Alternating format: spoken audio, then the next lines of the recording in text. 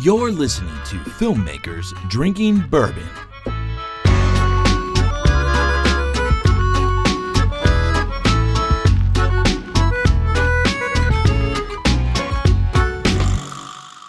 Hey, what's up, world? This is Brandon. And this is Alex. And we're filmmakers. And we're maybe not drinking bourbon today. Today is a special day. It is. What do you got? I got a little something. Listen, you can hear it slosh around here. You hear that? A little sloshy. Ooh, squeaky. Did you hear that? Did. What is that? Today, we are drinking a version of what I like to call Changa. Changa. Changa. And what is Changa? Changa, my friend, is the street hooch of Kenya. Yeah. And that used to be illegal, right? Yeah. And so we told everybody, all the listeners, that we were going to dedicate the rest of this month to our least listened to, but still listened to countries. The bottom of the barrel, if you will. Bottom of the barrel. So the bottom three in our top 50 were Qatar. Yep. Or Qatar, some Qatar, say. yeah, Qatar. Philippines. And today. Kenya. Kenya. So Kenya, on record, we have, I think, 2 listens. And we thought, what better time to do an entire show on Kenya? Yeah, because everybody does the top lists, and we know, UK, US, Canada, we know all those things. Sure. So we wanted to learn something. We actually gave each other homework assignments. Yeah, so we jumped in. You've got some assignments. I've got some assignments. I have a special surprise. I know. Don't. Well, we'll go ahead and tease it out. All right. I was able to connect with Kennedy Orono, I believe. Yeah. From The Real Kenya. He's a blogger in Kenya. REEL. Yes, REEL, talking about filmmaking in Kenya. He is on the show today. That's awesome. Well, not necessarily today. It's taped because there's an 8-hour difference. But earlier today, a little bit ahead. Earlier today, I recorded a Skype interview with him, and it's going to be awesome. Very cool. I'm excited to hear that. We're going to hear all sorts of great things, some award-winning films out of Kenya.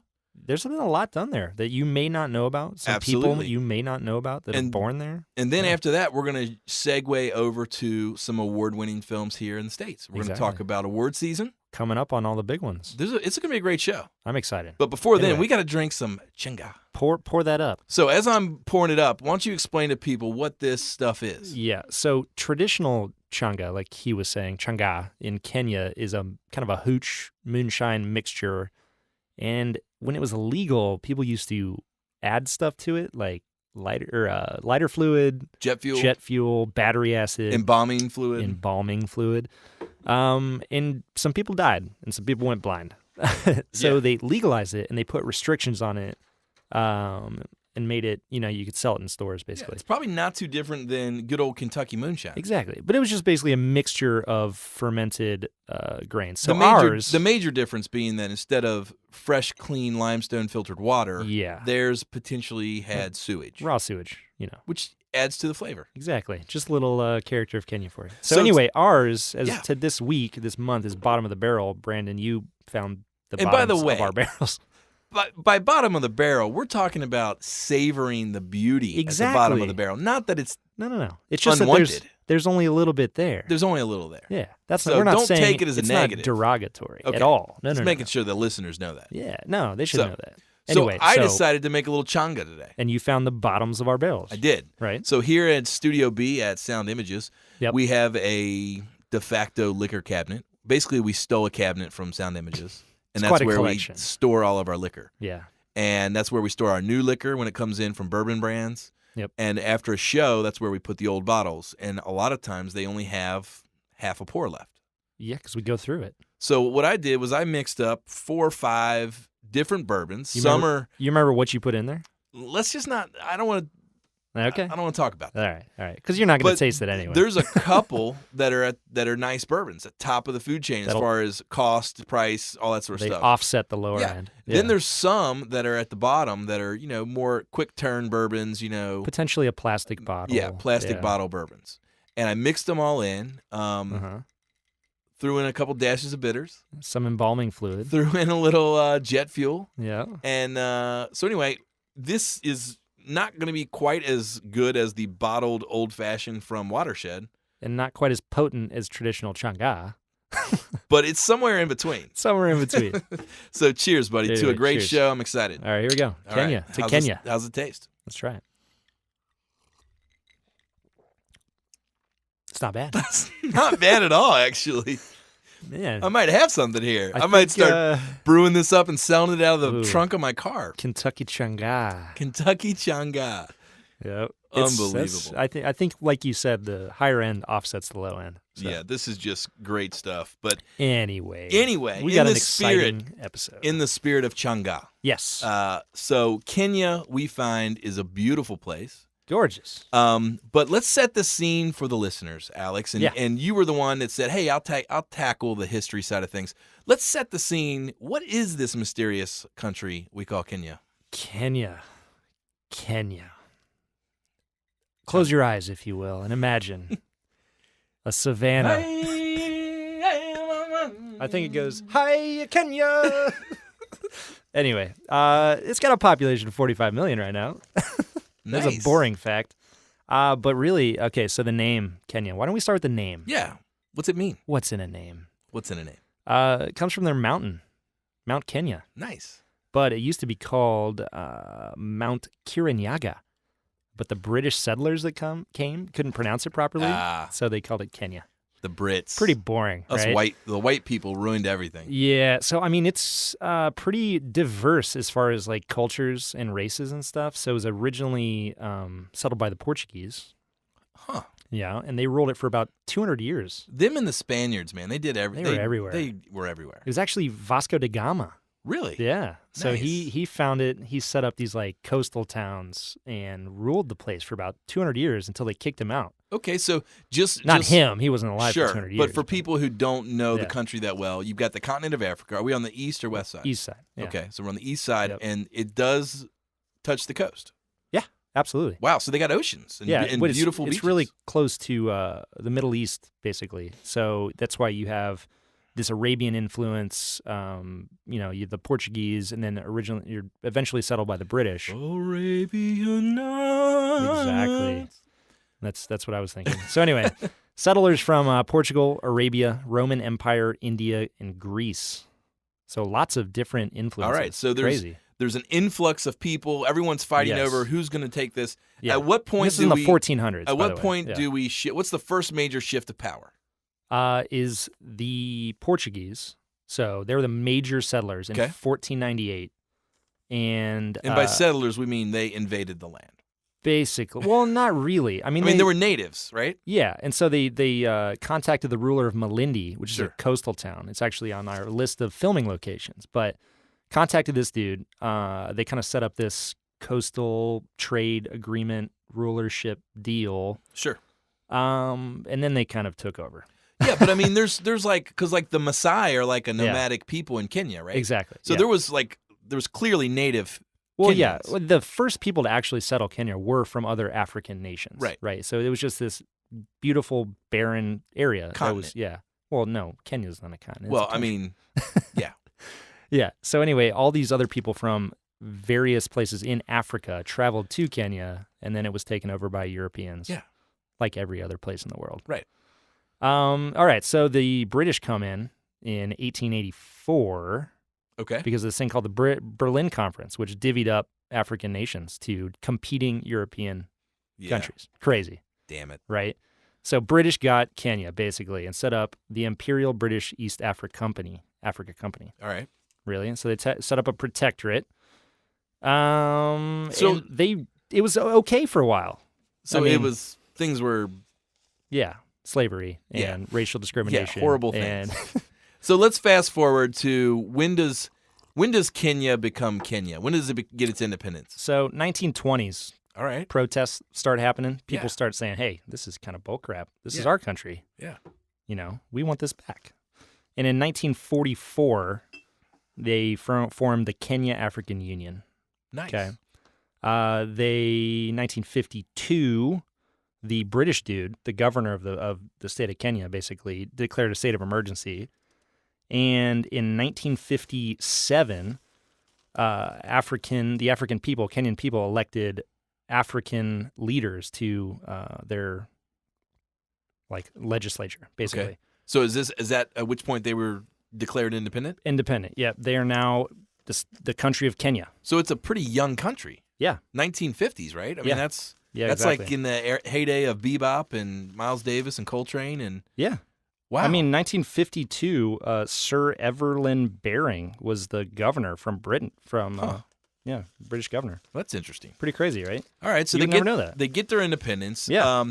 The country starts to establish, I assume, cities or centers of where things are happening. For sure, metropolitan So centers. what are those as those places grow and become thriving? What are we talking about? You got Nairobi, right? Nairobi's the big one. Is that Yeah. the jam? That's the jam now. That's the big metropolitan. When you think of a city, any traditional city with city. sports stadiums, with shopping centers, skyscrapers, all that stuff, the whole deal. skyscraper. That's Nairobi.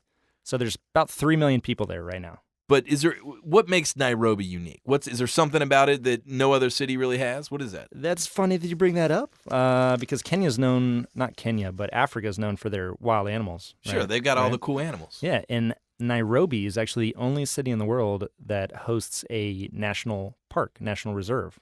So not a zoo. Not a zoo, like a an massive actual, landmass. Yes, with wild giraffes running around that can't be hunted, poached, touched at all. That's awesome. Pretty cool. That's pretty cool. Yeah. So it's not just like Disney's Wild Kingdom. No, it's an actual wild kingdom It's the actual right real next Wild to Kingdom. a city center. That's really cool. How big is Nairobi? Do you know? That's 3 million people. 3 million. So it's we're talking Sizable. major cities. Sizable. Yeah, the entire country of Kenya. I mean, you talk about all this open space and stuff Yeah. and tribal communities. There's 45 million in all of Kenya, but 3 million of those are centered right in Nairobi. Wow. Pretty cool. Are there any other big cities? Or? Yeah, I mean, there's plenty. There's, let's get to our cities here. As you can hear, I've got quite a few papers. There's Nakuru, Eldoret, Kericho, Naivasha, Nairobi, and then you've got coastal cities like Lamu, Malindi, which, if you remember, is where the Portuguese settled, Kilifi, and then Watamu. So Yeah, I'm gonna be honest. None of the other cities really rang a bell. they don't. No. Nairobi, I knew. Malindi, you kind of hear that. Yeah, the coastal sounds, city. Yeah. But Nairobi's the big one. Okay. And when you think of that, that's where it all goes on. That's So- the capital of Kenya. Yeah. So when you get outside of the city, clearly you've got like sort of the grasslands and like where the wild animals roam. Yeah. plenty. What else does this country look like? What kind of landscape? If I was going to go there to film, what Yep. type of locations? Your do I location got? scout, you can do a lot. I mean, you've got the savannas, the grasslands, the hills, but you've also got lava flows. You've got craters, inactive volcanoes. You've got snowy peaks, mountaintops with glaciers. And you've got different varying forests, rainforest and, traditional forests. So it's pretty cool. You can pretty much film a lot of stuff there. That's awesome. Yeah. Well, the other thing that's really cool is Kenya has a film commission. It's called, you can go to kenyafilmcommission.com. Yeah. They've got a whole staff. They're trying to promote films and things coming in and out of Kenya. They're really trying to Established in 2006. take by the way. a hold of the film industry. Yeah, but basically, I mean, so you may not have heard a lot of films from Kenya, right? Yeah, Because, when you look at the history, it's a very new country. Yeah, it's only been around since 1950. Yeah. I mean, it's very, very new. So you can assume that that wasn't their main priority of making film. They've actually been trying to get off the ground. Yeah, they're trying to do other stuff. Yeah. So, But despite that, like you described, Yeah. locations, there have been a bunch of foreign films that have come there to shoot. So the only one I can think of off the top of my head is Out of Africa. Yeah.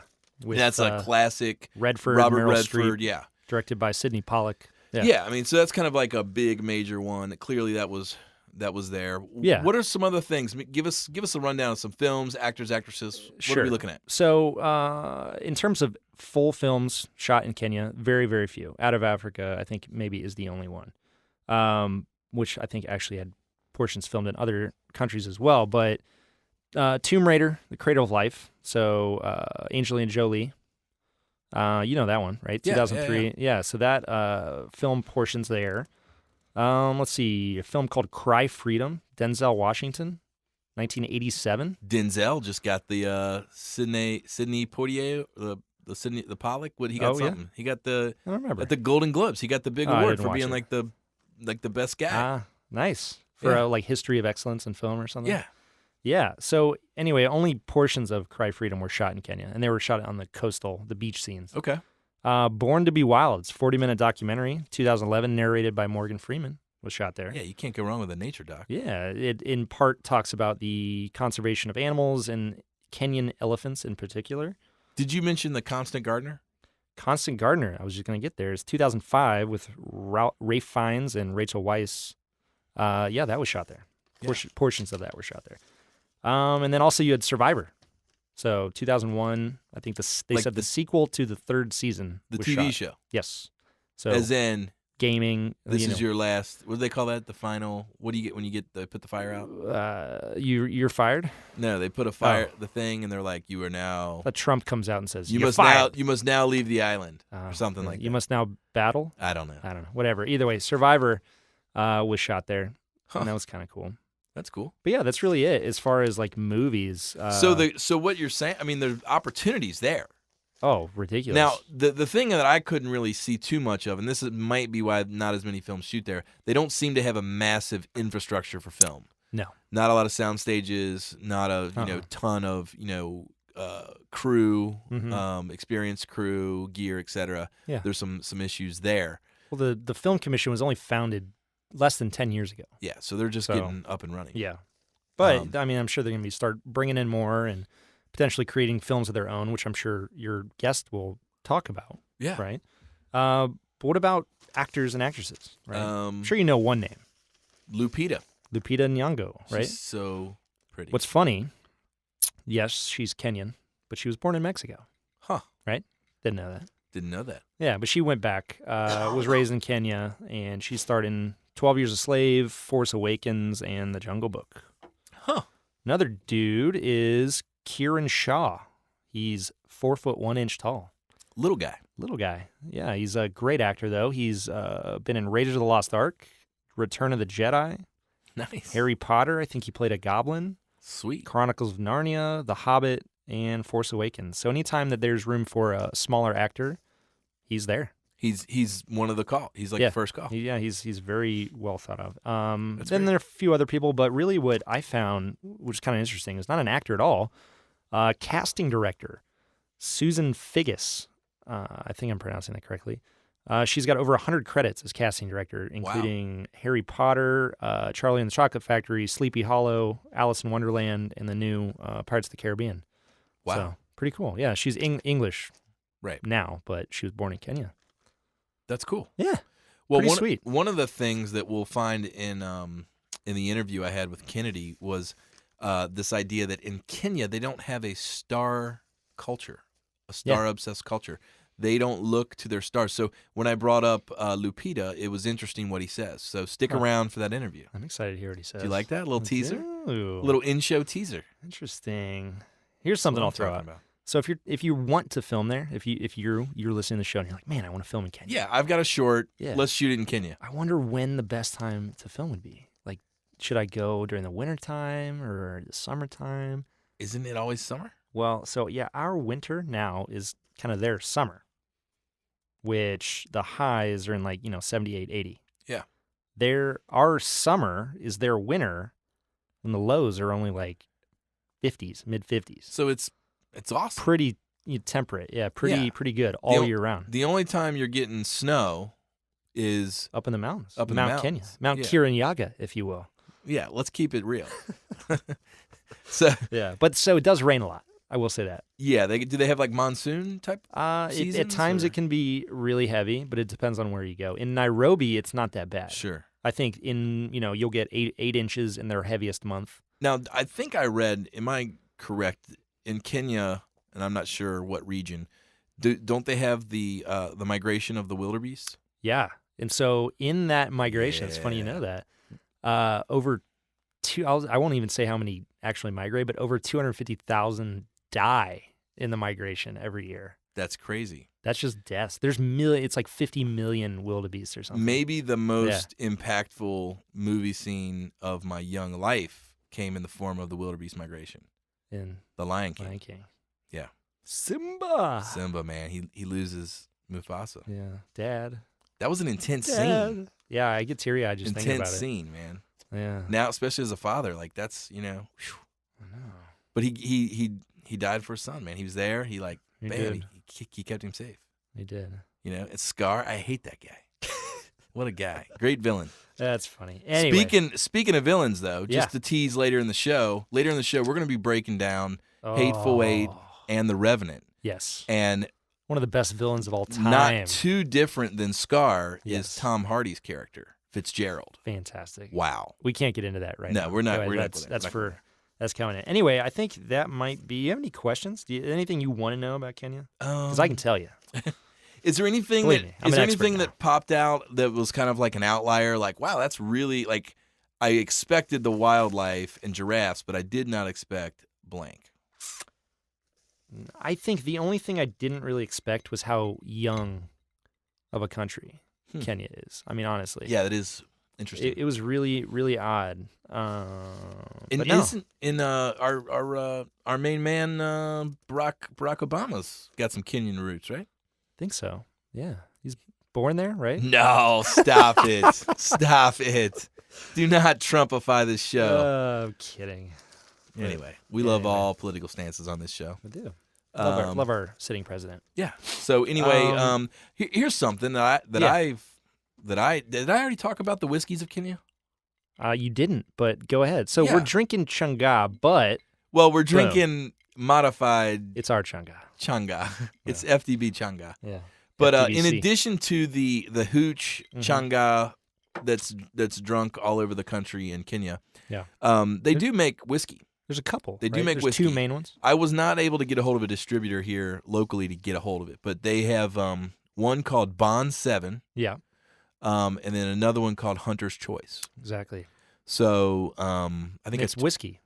I think I tweeted at them from the FTB account Yeah, because earlier this week. since it's outside the U.S., it cannot be classified as bourbon. No, you would never have Kenyan bourbon, but Yeah. you could have whiskey for sure. Yeah. So, But so that's kind of cool. You also mentioned something interesting about a pretty popular American bourbon that could potentially be over there. Yeah, correct? I did find on the internet that Diageo Distributors, who they distribute Bullet bourbon, Kentucky Frontier bourbon, they have a stronghold in Kenya, and I believe they are going to start distributing Bullet bourbon in Kenya. A stronghold, like a big fortress. Well, I don't like know about a protected fortress, but yeah, they do a lot of business there. So like with castle walls. So and- if you're listening, if you're one of our Kenyan listeners, one of two, maybe three now that we have Kennedy on the show, Yep.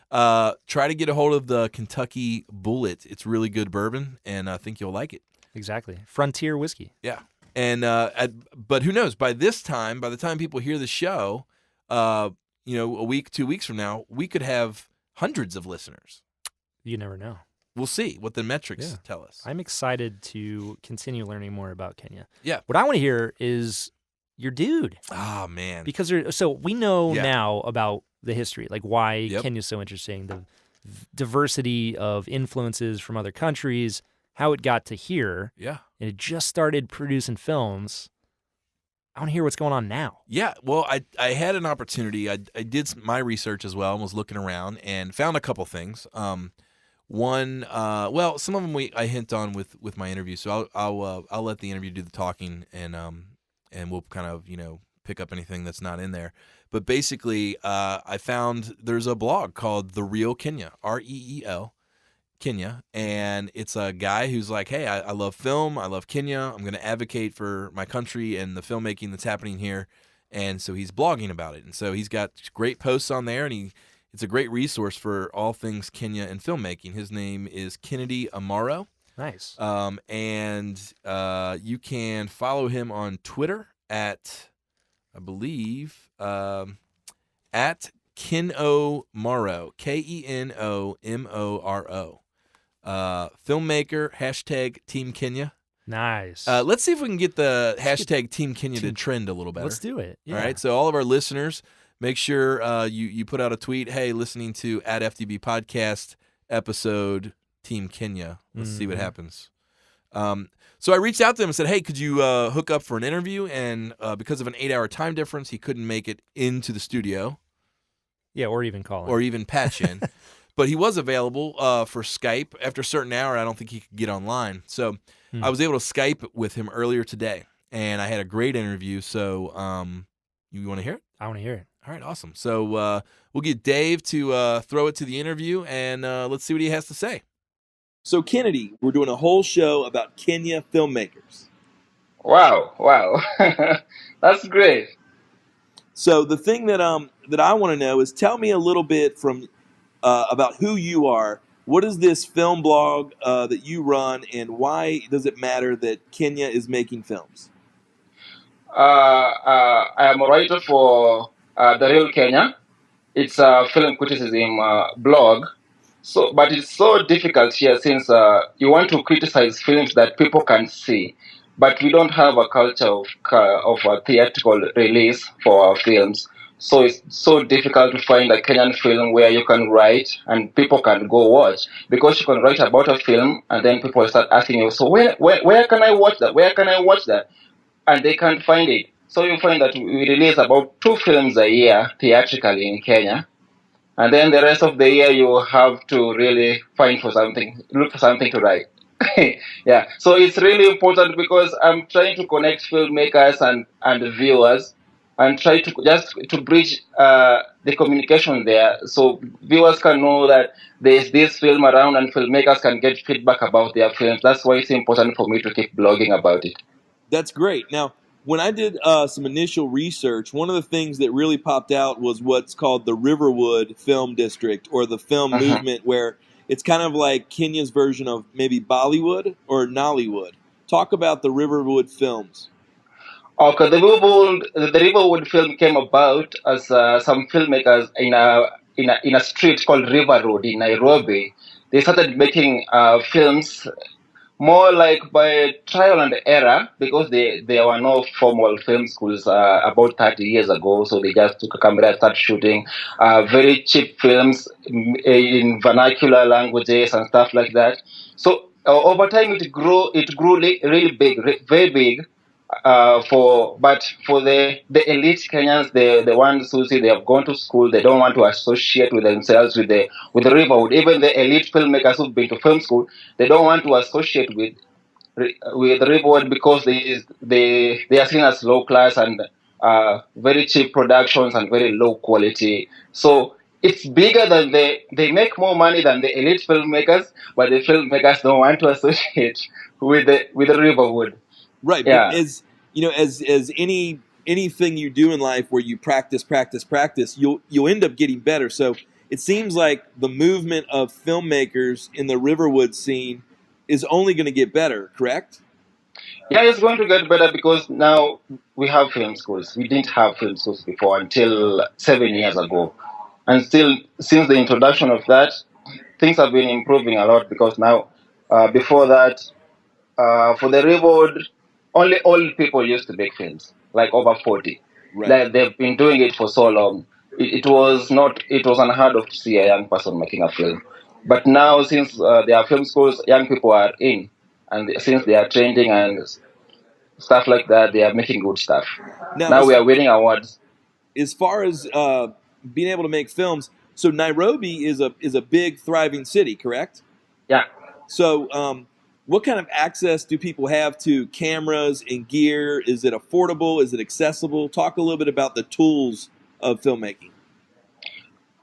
We have a sector called Juakali, which means it's an informal manufacturing industry. But the guys are so creative. They are in creating rigs, like dollies and cranes. So those things are cheaper. But the cameras, really, the government is really trying. It has zero-rated film equipment for editing the IMAX, the cameras. The government 2 years ago zero-rated tax on those equipment to make it cheaper, so that the film industry can provide employment for people. So the prices of the cameras are really competitive and affordable. People are buying, especially now, DSLRs. People have them. People are making a lot of films. That's great. And so one of the things you talked about was schools. I know that there was a director in the from Germany, United States, Tom Twerker. He did Run Lola Run, and he did Princess and the Warrior. He did Cloud Atlas. He started a foundation in Nairobi, which spawned the film Nairobi Half-Life. Can you talk about that director and that project, and is that continuing to evolve? Yeah. The Nairobi Half-Life was done under the one fine day, and in conjunction with Jija Inc. and DW, and it was big for Kenya. It was, I can say, the most successful Kenyan film so far. The only one that has ever been submitted to the Oscars, even if it didn't make it. And it was bold. It was bold. It tackled the themes in Nairobi, and it was big. Everybody talked about it. We had never seen such a hullabaloo about a film before, because the film going culture is still very poor in Kenya. But Nairobi Half-Life forced people to go to the cinemas now to watch it. So it was big. It was a game changer for Kenya, and they have done about 3 films after that. There was Veve, and there was Something Necessary. Very high quality films, and Veve, I think, won an award at the recent in July at the Durban International Film Festival. So and now they are on something else right now. Yeah, I saw the Veve came out. The problem here in the United States is that we can't get distribution. So I really want to watch Nairobi Half-Life, but I can't find it anywhere online. I can't find it on the torrents. It's not streaming on Netflix or any of those. Do you know how the listeners of our podcast, could watch Nairobi Half-Life? Where can we get it? You can't get it. In Kenya, when a film is done, mostly Nairobi Half-Life really tight. They sell DVDs in a Kenyan supermarket. You will find the DVDs. But for people abroad, it is so difficult. Maybe in Germany, because they also sold in Germany. But really, somewhere else, it's so difficult. Even other Kenyan films are worse, because people do them and then they don't distribute. Mostly, like, you find people doing them for awards only. So they do film, they submit it to film festivals and stuff like that. But locally, just shelved. You can never watch them, so it is even difficult. Even for the film schools, it's so difficult, because people do films and then just shelve them. Sure. Yeah. But for Nairobi Half-Life, you can buy a DVD, but I don't know how you can get it in the US. Yeah. Well, maybe keep your eyes open, and maybe you can help us get a hold of some of the good stuff that Kenya's putting out, right? Maybe I can mail you a movie. A DVD. The other thing that I wanted to ask you about is a little bit about the as far as where do you think the future of film is going in Kenya, and what types of films do you think need to be made? What are the stories that need to be told out of Kenya? Right now, according to the trend I'm seeing, so because it's young people and they are just coming out of school, they stick to low budget and short films, mostly short films. There was a very successful short film festival just completed the other day, sponsored by one of the county governments. The quality was really, really impressive. You can go to YouTube and watch Macha Wood. It's called Macha Wood. This is a place called Machakos. Now, because you need to add the wood, it became Macha Wood for that county. Yeah, the films, the top 10 are posted in YouTube. You can go watch the 10. So that is the 10 right now. People are just doing like short films and stuff like that. But for the future... Did you say, real quick for our listeners, can you spell that? Is it Macha Wood? Macha Wood, like MACHA Wood. Okay, great. Cool. Yeah. Yeah, so, I saw one of the short films I saw that was great was Pumi, Pumi. Pumzi. Did you see that? Oh, Pumzi by Wanuri. Wanuri is like one of the top film directors from Kenya. Yeah. But so Pumzi was okay, we can say it was our first sci-fi ever, and there's no other one that has ever been done. Wanuri is so big. Yes, she has done films like From a Whisper, which it tackled terrorism in the 1998 bombing by Al Qaeda in Nairobi, and she does a lot of work all over the world. Yeah, so that was a game changer also for us, and it put us on the map.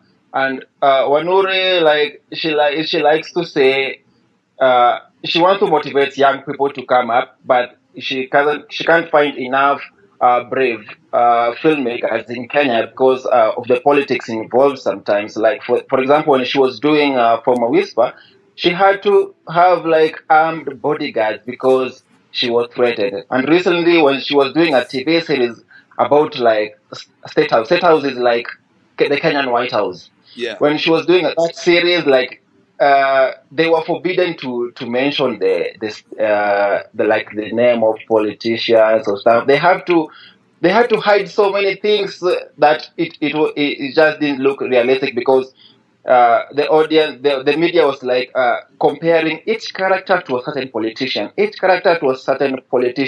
and that was meant. People saw that it would create like divisions in the country. So Right. like it was a really fragile area, and the government is really cautious about it. Yeah. Yeah. Well, that's interesting. Now, as far as some of your all's big stars, who is it? Napita from 12 Years a Slave. She's from Kenya, right? Yeah. Is she a big star there? And do people look up to her and what she's doing in Hollywood? She's not as big here as she is in Hollywood. We don't have a star culture here. We don't really. The actors are not very big in Kenya, you can like when you compare with like musicians or sports stars. The actors really they are also talking about building a star culture, having all that glamour and the glitz in that profession. But in Kenya, no. Before she hit in Hollywood, she was just another person here, and then she won an Oscar, and everybody was like, "Ah, Peter won an Oscar." So we were proud, but it was not as big even though she's a Kenyan, it was not as big as it was in the US. She's not appreciated here as she is appreciated in the US, which is very weird. Yeah. Well, I think she's a great actress and she's beautiful, and I think that you guys should be proud to have her there. So talk a little bit about that, the difference in culture. So when you say you don't have a star culture, most films are driven by having a star on the show. So how do you see film progressing if people don't really cling to a star culture? There is this trend in Kenya where most actors, since we don't do films, let's say it's just a TV series, somebody becomes a hit in a TV series such that the name of the character is the one they use them on the social media and stuff like that. So your name is swallowed under the name of the character that you played, since you are so good in it and you just stick to that. So people can identify with characters, but not the actors themselves. The actors are not like big. So character-driven films in Kenya are not, because when the director sees that you are so good and people call you this name by the name that's used in a character, they are afraid to put you in their film because the people will say that's so and so, and Okay, it so will not be your name. So they're more focused on the story and the character versus the actor. Yeah, versus the actor. It's like now, if you're so big in a TV series, now you're going to spoil the movie. So you get typecasted. Yeah, you get typecasted. And since now we are not so big on the star culture, we can't say that there is a film that is you can have an actor that can push a film. In Kenya, no, that can't happen. Well, that's great. It's so difficult here. Yeah. Well, I think it's so great to hear your insight and what's going on there. And we're running out of time here a little bit, but I got a couple last questions for you. Part of our podcast also incorporates bourbon whiskey. Now, do you guys in Kenya drink whiskey? Yeah. Yeah. What are the whiskey brands that you guys typically go for? Oh, I don't drink, so I am very poor in that area. But I can I missed that. I think we broke up. So what were you saying? If somebody goes to order a whiskey, what typically do they have access to? Like Johnny Walker? No, okay. The drinks here that are popular with Johnny Walker and Jameson and the Smirnoff and stuff. Yeah, those three are very popular. Have you ever heard of Bond 7? That has been here for years. Yeah, I remember when I was a kid, it used to come in sachets. Okay. But now, the government outlawed the sachets because they were so affordable even to kids. So they now come in big bottles. What about Hunter's Choice? We have it here. Okay. Yeah. Interesting. Well, we like to enjoy our bourbon and talk about filmmaking, and so I thought I'd say the other thing we looked up that we saw kind of a traditional drink in Kenya is chang. It's called changa. Changa. Yeah. What is changa? Is it like a hooch? It's like a spirit, but it is made like without regulation. It is a really informal form of distilling done in dirty drums and stuff like that. The government has been really fighting the Changa brewers, but they can't win. It's so difficult to win it because they can do it anywhere. Have you ever so strong. Have you ever tasted it? No, I haven't. But I grew up in a place where they made lots and lots and lots. So, are you currently in Nairobi? Yeah, I'm in Nairobi. Okay, great.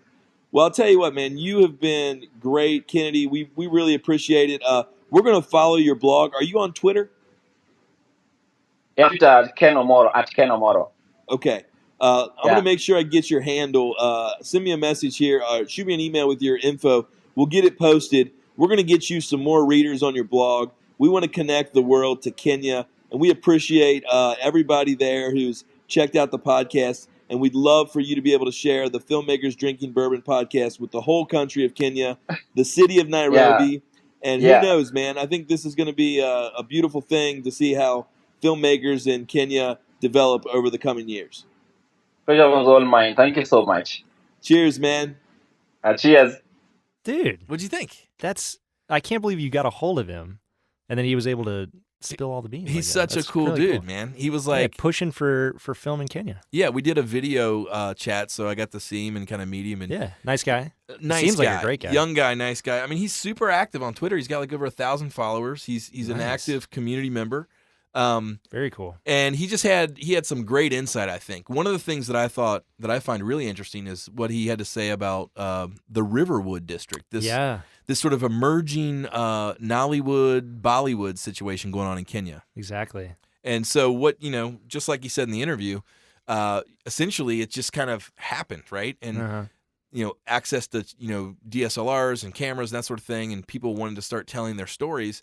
And so they just started making these movies, and they're cranking them out in they'll make a whole movie in one day. They'll make a whole movie in over a weekend, and they're just pushing these things out and selling them on VCDs and DVDs, and they're telling the traditional stories and folk tales of the country and the people, and it's actually pretty popular. Exactly. So the more they do that, the more the quality is going to improve, the more the infrastructure is going to build up, and we're going to start getting like bigger and bigger films. Yeah. I mean, at one time when the whole Bollywood scene started, it wasn't, $40 million budgets over the top, but now it's crazy. Banging. It's a huge industry. Banging. Yeah. So there's no reason that couldn't continue to develop in Kenya, especially with such a young country. They've got they've got a lot to build on. Well, and one of the things they have to build on, a long way to go, I should say. Yeah, one of the things that they have to build on is, there's people investing in their filmmaking scene. So one of which is that we talked about in the interview was Tom Twyker, who did Run Lola Run, Princess and the Warrior. He did Cloud Atlas. He's got a new film coming out. You have to IMDb it, but he's got a new film in production right now that looks pretty cool. But he started or was a part of a group who started an organization called One Fine Day. Yep. And so that was the in the interview with Kennedy, we mentioned the film Nairobi Half-Life. Exactly. That film was spawned out of One Fine Day, and they produced a director, David Tosh Gitong. And he was the director of Nairobi Half-Life. Twiker. How do you say it? Twiker.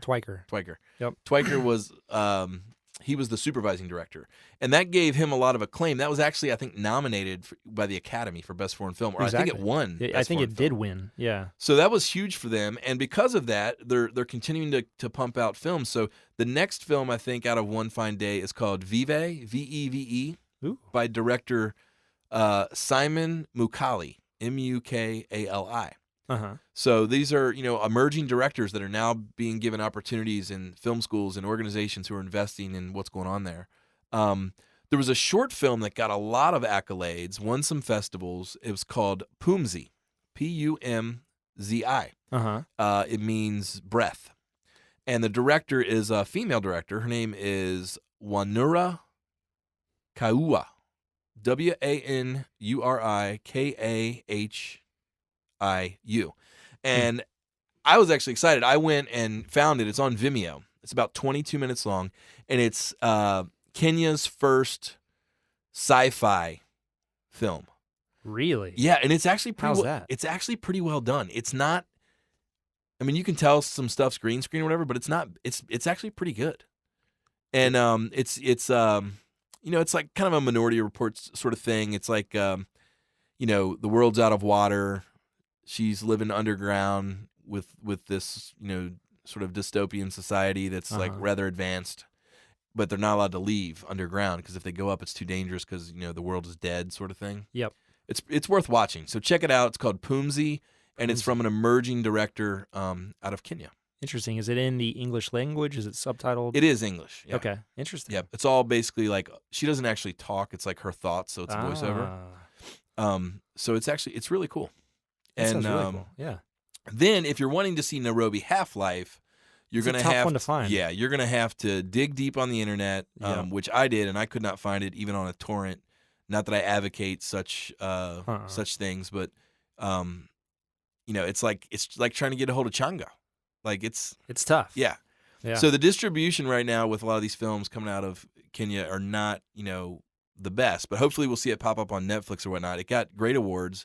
You can, I think, buy the DVD maybe through Germany or something like that. Yeah, you can find it somewhere, but you do have to purchase it. You're gonna have to. You're gonna have to search. Yeah, there's no rental options available. It's not streaming. I mean, the one copy that was up on YouTube has gotten taken down for copyright infringement, obviously. Sure. It's funny. But I'll tell you what is on YouTube. Yeah. All of the Riverwood films. Yeah. So if you go, there's an actual channel on YouTube called Riverwood Kenya. Check that out. Again, it's not going to be high production value, but it's going to give you a sense of what is happening right now in the film industry in Kenya, it's really cool. I think there's a lot of people jumping into it, and who knows where we're going to be 10 years from now. I think it could be really interesting. Yeah. You put more equipment and more capabilities in these young filmmakers' hands, and you never know what'll come out. Absolutely. It's creativity everywhere, Brandon. Well, and the thing, we talked about, some of the awards that Nairobi Half-Life got. Yeah. That for me transitions into award season. It does. And we're going to put all the links up from our Kenya talk and what's going on there. And if you know anything about what's happening in Kenya, we'd love to know. We'd love to hear. We'd love to follow you on social media. You can follow us on Twitter at fdbpodcast.com or Instagram. Where's that? The Instagram?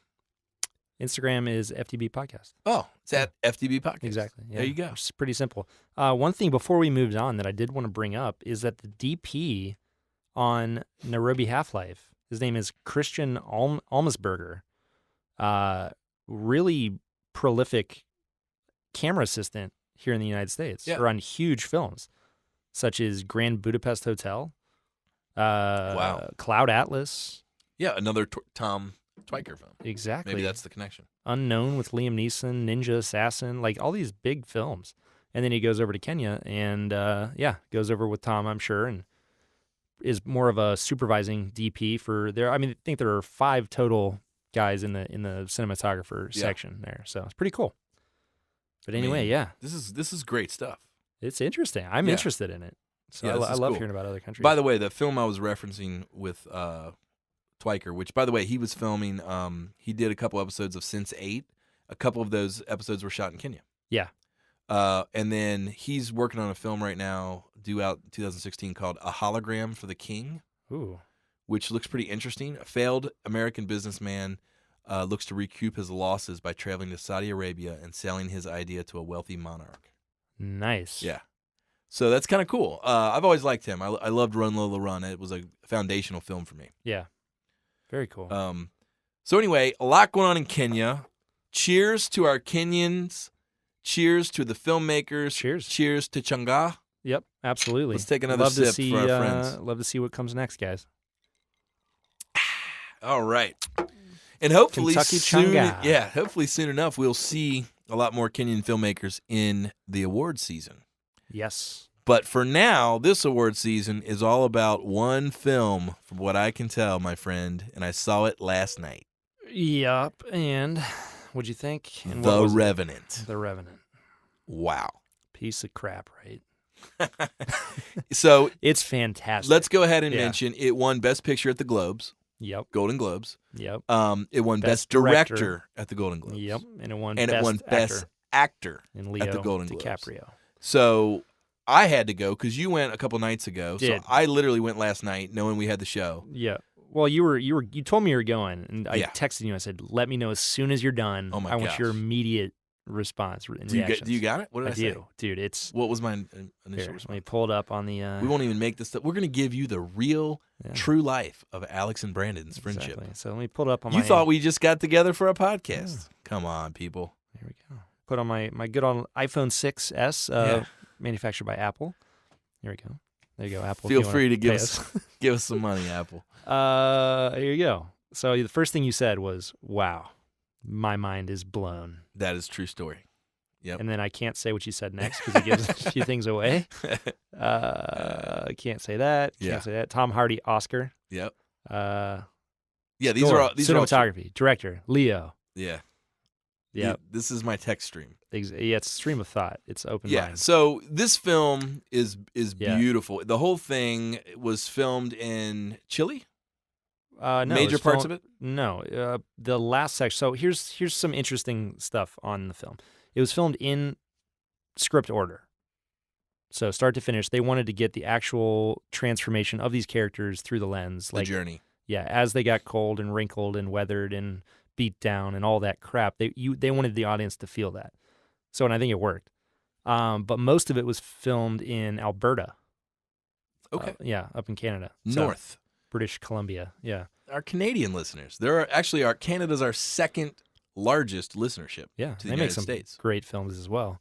Yeah. But yeah, this was filmed, dead of winter, up in Alberta, Vancouver, like up Wow. way up there.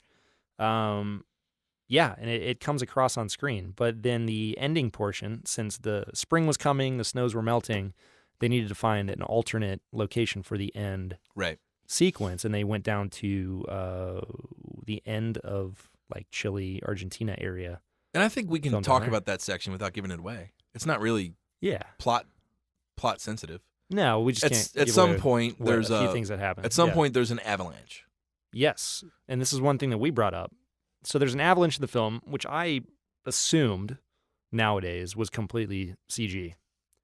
Yeah. And it turns out it was not. So what you read was what? How did they do it? What I read was that it was perfectly choreographed and expertly timed to where a helicopter dropped a bundle of dynamite onto this mountain.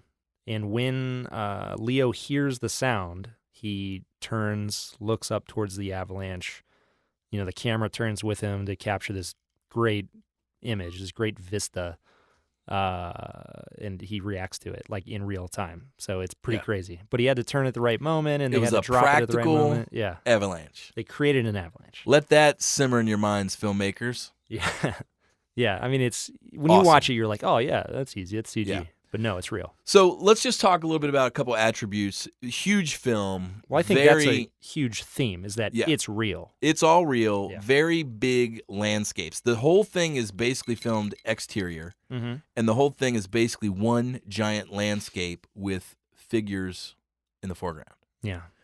What did they use? What did they shoot it on? What were the lenses? Talk about it, because it has a distinct style. We don't want to give it away. We For don't want sure. to ruin your experience, but No. let's just talk a little bit about that. What do you know about what was it shot on? What kind of lenses to give this bigger than life, right in your face feel? So I read a blog here. I'm gonna pull this up real quick. It was actually an interview with the camera operator. So on the film, who had to work directly under Emmanuel Lubezki, who's, for anyone that doesn't know, he's won the last 2 Oscars for Sure. Best Cinematography.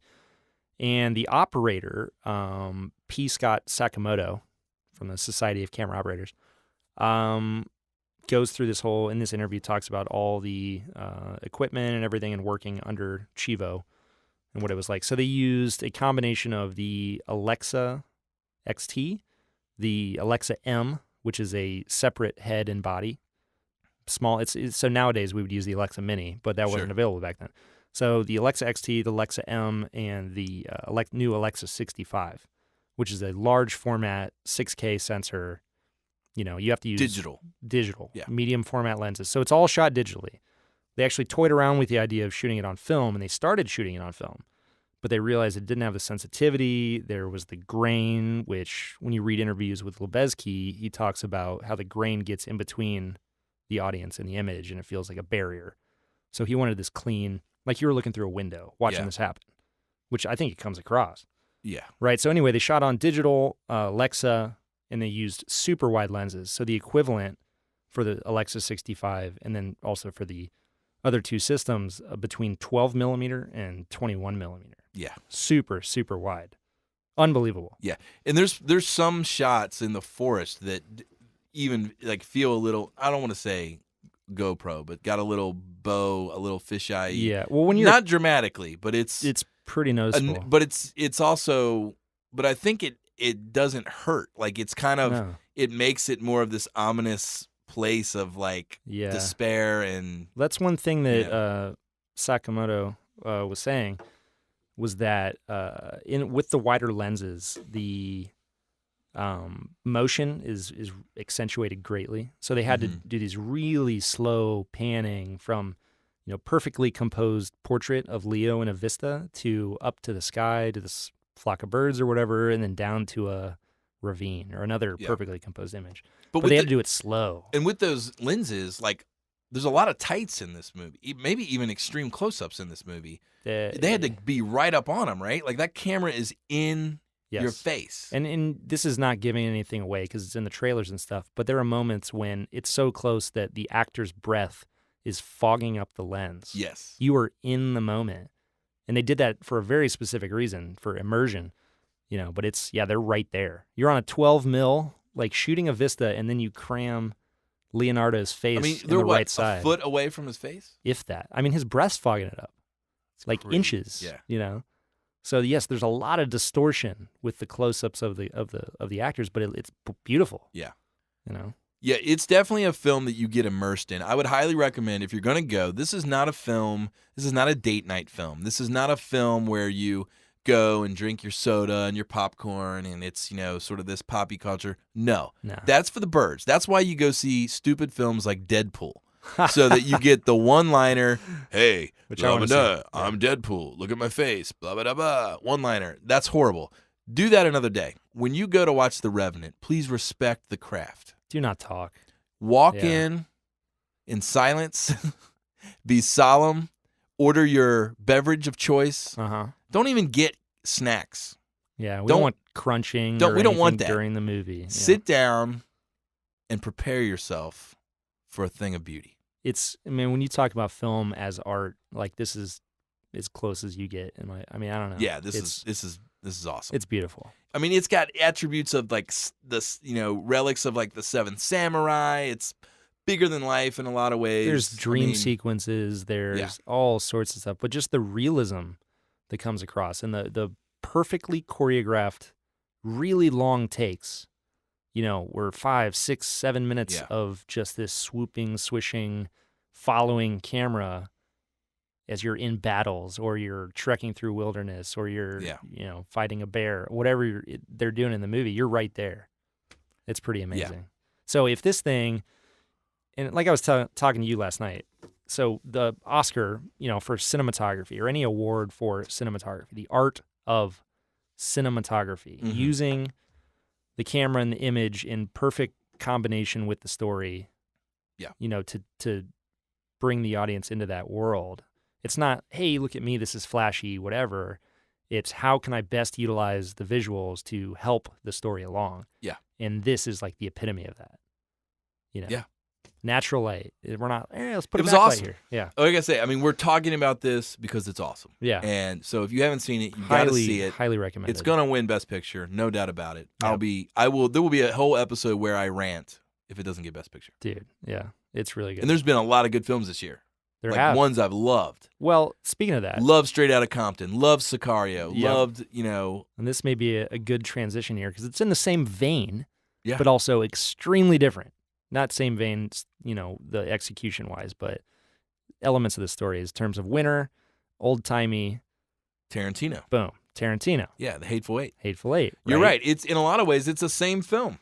I don't know if you go that No. far. I think the But Chongas it's- get into your head there. there's like early settler types. Mhm. There's an exterior and an interior. The It's in the interior is a winter. log cabin. Yep. It's like, you know, the main difference is The Hateful Eight predominantly takes place inside. Yeah. And is 80% dialogue. Mm-hmm. And The Revenant takes place almost entirely outside Mm-hmm. and is about 20% dialogue. That was one of the things I was going to read in your text stream was that you were so impressed with.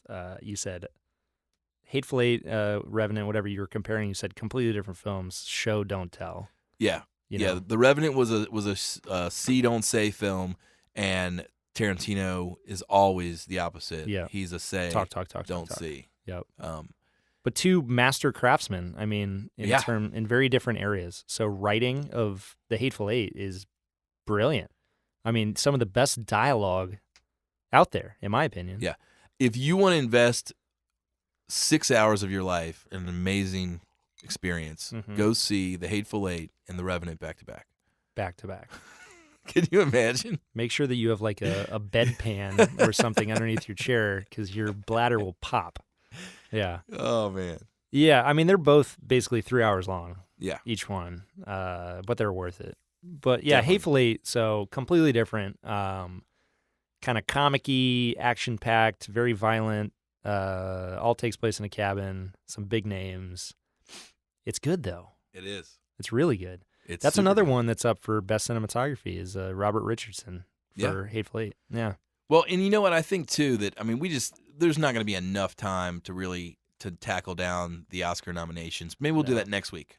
I mean, I think we just mentioned these two, Yeah. and then yeah. But I mean, next week we can really kind of dig in a little more on Oscar noms. yeah, But I will say, maybe do some predictions. to hint on the Globes, the Golden Ooh. Globes. So you had Revenant was Best Picture. We mentioned some of that stuff. Yeah. The one that I really got excited about was what's her name? The girl who was in United States of Terror won Best Actress for The Room. Oh yeah. And I think that film looks awesome. Which, And yeah. I was so excited for her. I don't. It's- That's not out yet, right? yeah, I think so. You It can is? rent it. I It think. might have been limited release or Yeah. something. Yeah, it looks really, really good. Yeah. So, So spent her whole life, basically her child's whole life. yeah, she locked was up. kidnapped or whatever, Yeah, and then she they has a finally get out. child, Yeah, and in she the room. raises the child who spent his whole life in the Who room. knows nothing outside of that. Nothing. Yeah, pretty crazy.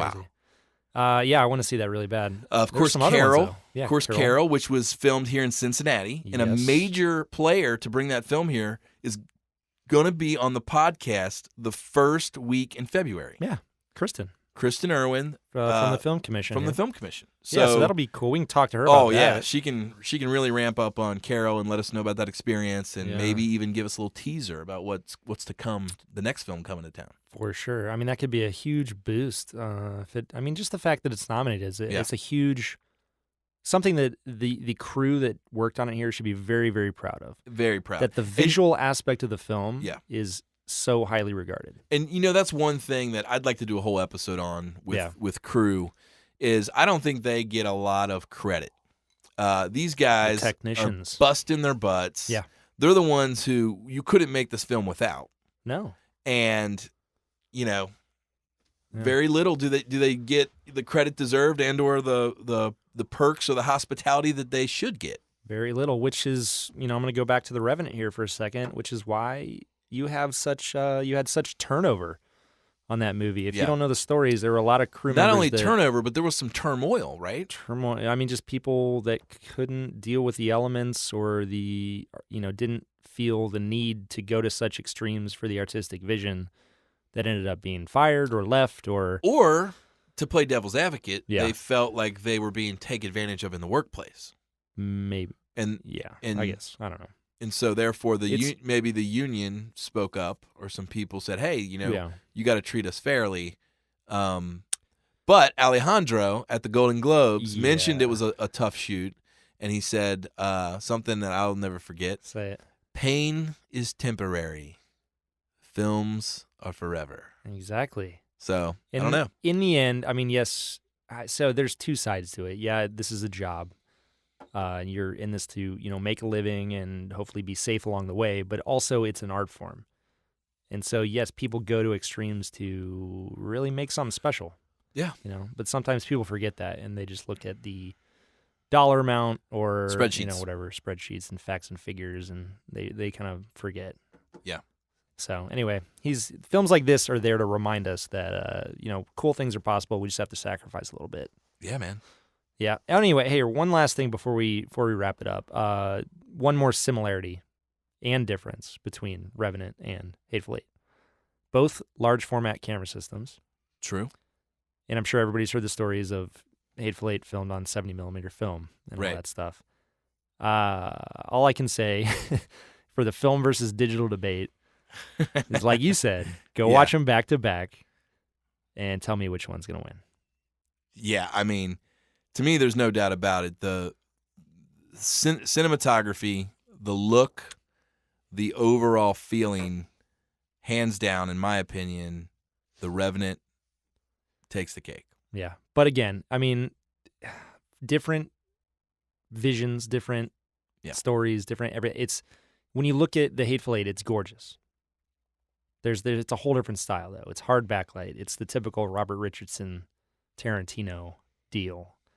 So I don't know. It's going to be a tough race, but I think there's a lot of good films made this season, and it's going to be a nice awards season, nice awards ceremony. Yes, it will be. All right. It should be good.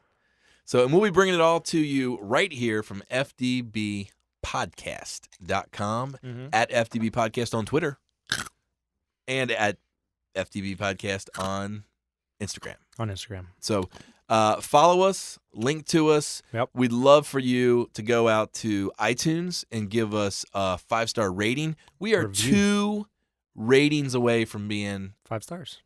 a 50 rated by 50. Right now we have 48 ratings. Yeah. We've got over 20, almost 30 reviews. Yeah, I know. So So yeah, give us a written review. give if you have us the something nice review. to say, Give us the rating. We really, really appreciate that. That For helps sure. us out. And we're bringing you great content. And next week, you're going to get to learn Ooh. about a whole nother land of mystery.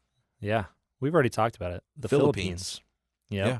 Going to be interesting. So we've got some digging to do. We got work. We got work to do. Got some homework. But for now, don't forget to use the hashtag Team Kenya. Team Kenya. Let's get that thing trending. FDB Podcast, Team Kenya. Team Kenya. What a great show. Here's to Yeah. Chunga, Chunga and our the friend Kennedy, and all of our friends down at the Riverwood Film District. Absolutely. This is great. Looking forward to what's to come. Cheers.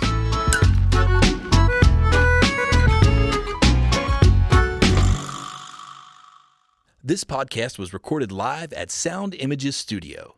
Find out more at soundimages.com.